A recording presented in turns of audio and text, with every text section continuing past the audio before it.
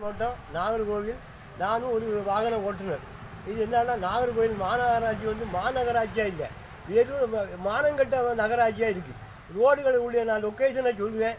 அதிகாரிகள் அவ்வளோ பேரும் நீங்கள் சைக்கிளில் போக வேண்டாம், நடந்து போக வேண்டாம், உங்களுக்கு வண்டி தந்துருக்கான். அந்த வண்டியை போங்க, நான் சொல்லக்கூடிய லொக்கேஷன் எல்லாம் நோட் பண்ணுங்கள். கூட ஒரு ஆளை கூப்பிடுங்க, ஒரு பேனாவும் நோட்டையும் எடுத்து நோட் பண்ணுங்கள். கலெக்டர் ஆஃபீஸில் புது கட்டடத்தில் அந்த கேட்டுக்கு முன்னே தோண்டலாம் குண்டு கிடக்கு, அவ்வளோ பேர் உளுந்தெந்திச்சு போகிறோம். அதே போல் வடசேரி போகக்கூடிய ரூட்டில் பாதி ரூட்டு போனவுடனே அதில் ஒரு ஸ்பீடு பிரேக்கர் இருக்குது. அந்த ஸ்பீடு பிரேக்கருக்கு முன்னே ஒரு 5 பக்கம் அரிசி தோட்டை கிடைக்கிறோம், அதில் ஒரு பள்ளம். இதனால் போக்குவரத்து நெரிசல் ஆகுது. போக்குவரத்து நெரிசல் மட்டும் இல்லை, பயணிகள் விபத்துக்குள்ளாகிறாங்க. பல உயிர்கள், ஒருத்தன் செத்தே போனால் ஒன்றிச்சிருந்த. அதுபோல் வடசேரி ரோட்டில் அந்த ரோடு, அதுபோல் பார்த்தீங்கன்னா அந்த பெரஸ்தா காம்ப்ளெக்ஸ் அந்த ரோடு, அதுக்கப்புறம் போட்டியில் இந்த அந்த WCC காலேஜுக்கிட்ட அந்த கல்கோயில்கிட்ட போய் பாருங்கள், நாய் பரண்டுனால பரண்டி போட்டுருக்கான். இதாயா மாநகராட்சியுடைய லட்சணம்? ரோடுகள்லாம் எந்த அளவுக்கு ஐயா இருக்கணும்? ஆளுகளை கொல்லதுக்கா பாக்கியா? கவர்மெண்ட்டுக்கு இன்னைக்கு 100 பேர் செத்தாம்னா 1 லட்சம் ரூபா லாபம். ஏன் தெரியுமா? 1000 ரூபா கொடுக்காண்டான். அந்த மாதிரி உள்ள சூழ்நிலையெல்லாம் நடக்குது. அதிகாரிகள் 45 லட்சம் 85 லட்சம் கல் பாவனா போடுமா, அதை போய் சீர வைக்காண்டாமா, அதை போய் பழுது பார்க்கலாம். ஒரு நேரம் காலையில் 10 மணிக்கு ஆஃபீஸுக்கு வாரியா, 10:30க்கு டீ குடிக்க போயிருக்கா, 10:30க்கு டீ குடிச்சிட்டு வாரியா, 11:30க்கு டீ குடிக்க போறியா, வீட்டிலேருந்து திங்காமையாக வாரியா. இதே உங்கள் வயிறு மட்டும் நிறைஞ்சா போதுமா? எத்தனை பேர் செத்துருக்காங்க? எனக்கு ஒரு வண்டியே போயிடுச்சு, 50,000 ரூபா வண்டி பள்ளத்தில் விழுந்து 10 பக்கம் அரிசி தோசைக்கு அரைக்கலாம். அந்த மத்தியாசம் ஆடிக்கிட்டா பாலை இதை தோண்டி போட்டு மீனாட்சிபுரம் அந்த அழகர் ஜீவனரி விலைக்கிட்ட போய் பாருங்க, அங்கே பெரிய பள்ளமாக கிடக்கு.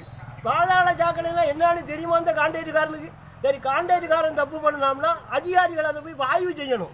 எந்த அதிகாரிகளை அதை ஆய்வு செய்திருக்கலாம்? உங்களுக்கு அதே வேலை பாக்கெட்டு நிறையணும். சுடுகாட்டு ரோட்டை போட்டிருக்காள் ஐயா. ஒரு நாளைக்கு இந்த 1 மேம்பாலத்தில் 2 லட்சம் வண்டிகள் வருது. அவ்வளவு கேள்வி வைக்குது. 400 டன் 500 டன் ரோடை கொண்டு வரான். அந்த ரோடை போய் ஆய்வு செய்யுங்க, உடனடியாக ஆய்வு செய்யுங்க. ரோடு கட்டாக போகுது. ரோடு கட்டானா என்ன சொல்லுவியா? கலிக்காவளை சுற்றி வாங்குவாங்க. கலிக்காவளை சுற்றி வரதுக்கு நீங்களே பெட்ரோல் தருவியா? நீங்களே தெரியும். ஒரு நட்டு வாங்கி போட்டு போல கவர்மெண்ட் வண்டியில் 10 ரூபாய்க்கு நட்டு போனால் 10,000 ரூபாய் பில்லை போட்டு கிளைம் பண்ணியா? இதான் மாநகராட்சியுடைய நிர்வாகம்.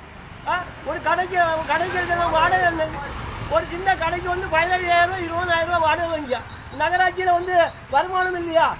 வீட்டில் கண்டமான வரியை போட்டு தள்ளியா? அப்போ இந்த ரோடு எவ்வளியா போடுவான்? கோட்டார் போலீஸ் ஸ்டேஷன்லேருந்து மீனாட்சி வரான், வடசேரி வர போய் பாருங்க, அவ்வளவும் பள்ளமாக கிடைக்கும். ஒருத்தன் செத்தே போனான். அப்போ இது என்னது? பைக்கில் போகிறான், தலைக்கு மேலே முடிய வச்சுட்டு 120 கிலோமீட்டர் ஸ்பீடில் போய் எவனையா கொண்டு போட்டுட்டு போகிறான். அப்போ இது காவல்துறை மாவட்ட நிர்வாகம் எதுக்கு இருக்குது? இந்த மாவட்ட நிர்வாகம் எதுக்கையா இருக்குது? இதெல்லாம் பார்க்கணும். சும்மா அங்கே யாருக்கு மேலே இருந்து பேரில் காற்று வாங்கினா போகாது. இதெல்லாம் உடனடியாக பார்க்கணும். அதனால் அதிகாரிகள் அவ்வளோ வேணும். பல உயிர்களை காக்கும் வண்ணத்தில் இந்த ரோடுகளை போய் பார்வையிட்டு அவ்வளோ ரோடு சீரமைக்கணும். உடனே சரி பாலத்தை உடனடியாக அதை சரி பண்ணணும். அது ரோடு போடணும். 2 to 8 வரை பாலம் கட்டாயி கிடக்கு. நான் போட்டா பிடிச்சி தான் வச்சுருக்கேன். அதனால் இதெல்லாம் நீங்கள் அதிகாரிகள் பார்க்கணும். சும்மா அதிகாரிகள் சும்மா அங்கே குளிக்கு இருந்தால் போகாது. ரோடுகளை ஆய்வு செய்யுங்க.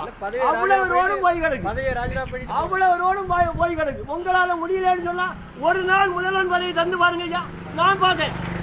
ஒரு நாள் முதல்வன் பதவி தந்தேன்னா நான் பார்த்துக்கிட்டேன். என்னால் பார்க்க முடியும். என்ன இது வேலை பண்ணிட்டு தெரியா? இதெல்லாம் என்ன ரோடாட்டாக கிடக்கு, அவ்வளவும் குண்டும் குழியுமாக கிடக்கு. ஓட்டார் போலீஸ் ஸ்டேஷன்லேருந்து மீனாட்சி ஒரு ரோடு ஒரு வாய்க்கு கொள்ளாது. அந்த பக்கம் பார்த்தா அந்த பக்கம் பள்ளம், போகிற இடமெல்லாம் ஒரே பள்ளம். என்ன பார்க்க ஆய்வு நடக்கு, நிர்வாகம் நடக்கு. அதிகாரிகள் சரியில்லை. பாதாள சாக்கடைலாம் என்னன்னு தெரியுமா? அந்த கான்ட்ராக்டுக்காரனுக்கு பஞ்சத்துக்கு ஆண்டி வைத்த போட்டால் அவன் கான்ட்ராக்ட் எடுத்துருக்கான். அவனுக்கு என்னத்தை தெரியும்? ரோட்லேருந்து 2 அடி ஒழித்து போட்டிருக்கான். தப்பா வச்சா தண்ணி போடி விடுவான். இது என்னையா பாதாள சாக்கடை? யாரு கேட்டால் பாதாள சாக்கடை? நம்ம பாட்ட முட்டை காலத்துலாம் பாதாள சாக்கடையெல்லாம் தண்ணி போச்சா? உள்ள ஓடையே ஒழுங்காக தோண்ட மாட்டேங்கிறா. உள்ள ஓடையை ஒழுங்காக தோண்டி விட்டா அவ்வளோ தண்ணி ஒழுங்காக போகும். புதுசாக பணம் அடிக்கிறதுக்காக பல திட்டங்களை கொண்டு வரையா. அந்த பைப்பு இந்த பைப்புன்னு எந்த பைப்பு? உள்ள முனிசிபாலிட்டி பைப்பில் தண்ணி விட்டாலே ஒழுங்காக வருமே. இதுக்காக எல்லாம் வீடெல்லாம் தோண்டி நீல பைப்பு விட்டுருக்கு. எதுக்கு? அந்த பைப்பெல்லாம் எங்கேயோ போச்சு, ஒரு வீட்லேயும் பைப்பு இல்லை.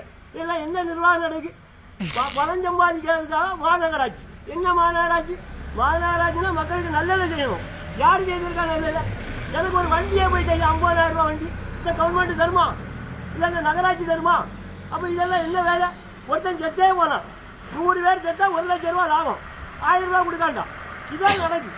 யார் வந்தாலும் கேள்வி கிடந்து நான் பதில் தயாராக இருக்கேன். எங்கே வேணாலும் போகிறான். அதை பற்றி கவலையே இல்லை. அதனால் அதிகாரிகளெல்லாம் உடனடியாக நான் சொன்ன ரூட்டெல்லாம் நீங்கள் ஆய்வு செய்யணும்.